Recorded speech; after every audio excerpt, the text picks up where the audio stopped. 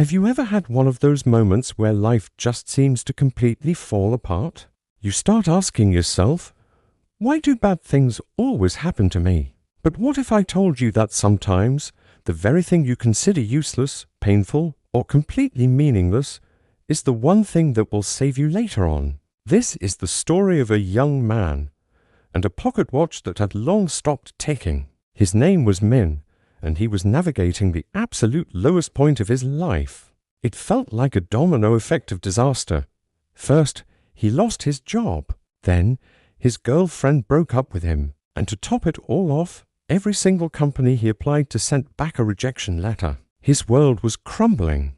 The only significant thing he had left from his childhood was a pocket watch, a gift from his grandfather. But it was broken. It had stopped working years ago, a constant, painful reminder of frozen time, much like his own life felt. Every time Min looked at that watch, all he saw was a symbol of his stagnation. The hands were stuck, just like he was. One afternoon, feeling completely overwhelmed and utterly exhausted by it all, he finally snapped. He grabbed the watch, threw it into a dusty drawer, and muttered to himself, "Nothing in my life has any value anymore. Even the good memories just bring more pain."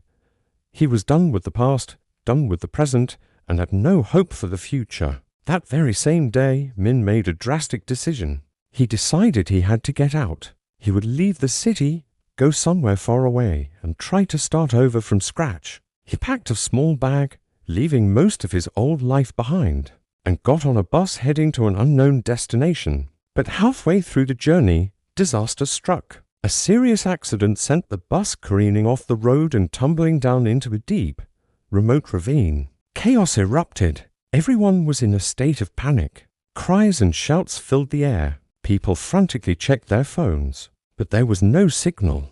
The sun was beginning to set, casting long, menacing shadows, and a chilling realization dawned on them. They were lost, injured, and completely cut off from the outside world. Fear, thick and suffocating, began to take hold. People started arguing, blaming each other. Others just sat and cried, paralyzed by shock and despair. The situation was growing more desperate by the minute. In the midst of the panic, Min instinctively reached into his pocket, searching for his phone, hoping for a miracle. His fingers brushed against something cool and metallic. It was the broken pocket watch. In his rush to leave, he had forgotten to take it out of his pocket.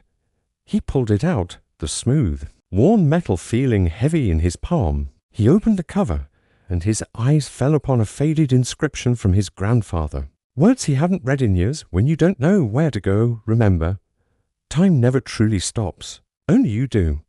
Those words hit him like a lightning bolt. Something deep inside him shifted. He took a long, steadying breath and looked around, not at the panic, but at the environment. And then he noticed something he'd never paid attention to before. The hands of the watch had a faint, ethereal glow. Even though the mechanism was broken, the luminous dial was still active. The hands were still reflecting the last light of the setting sun. An idea sparked in his mind, a memory from an old book. Old explorers used watches like this to find their way. He could use the glowing hands and the position of the sunset to determine east and west.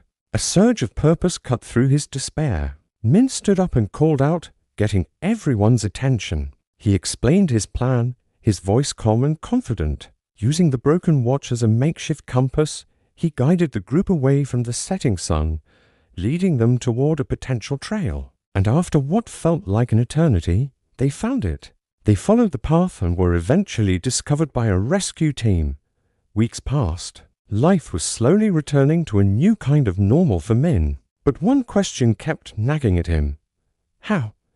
How could a broken, useless object, a symbol of his failure, end up saving so many lives? Driven by this unshakable curiosity, he took the old pocket watch to a small, quiet repair shop run by an elderly watchmaker. The old man took the watch, peering at it through his loupe for a long, silent moment. He gently turned it over and over in his hands, his expression a mixture of surprise and reverence. Finally, he looked up at Min and said, "Young man, do you have any idea what this is?"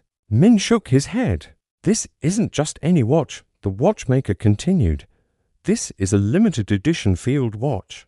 Handcrafted in Japan during the war, it was designed specifically for rescue units. Its core feature is that even when the mechanics are broken, the luminous dial is made from a special material that glows for decades, intended for navigation in emergencies. The watchmaker paused, then added, "If you were to sell this today, it would be worth at least $10,000. Min stood there, utterly speechless. The one thing he had despised, the object he had deemed completely worthless and a painful reminder of his stuck life, turned out to be the most valuable thing he owned.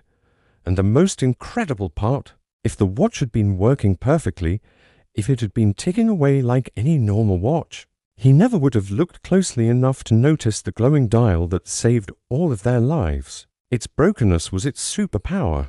This story reminds us that sometimes the things in our lives that we label as broken, useless, or not worth keeping are simply waiting for the perfect moment to reveal their true hidden purpose. A loss, a failure, or a setback doesn't always mean it's the end of the road. Sometimes it's just life's way of pushing us to look again, to look closer, so that we can finally see the incredible hidden value in the things we've been taking for granted. So, the next time your world feels like it's falling apart, before you rush to declare that it's all over, take a breath. Remember Min's watch. You might just be in the middle of a chapter, not at the end of the book. Thank you so much for watching. If this story resonated with you, please give it a like. And don't forget to subscribe for more content that helps us see the world a little differently. See you in the next video.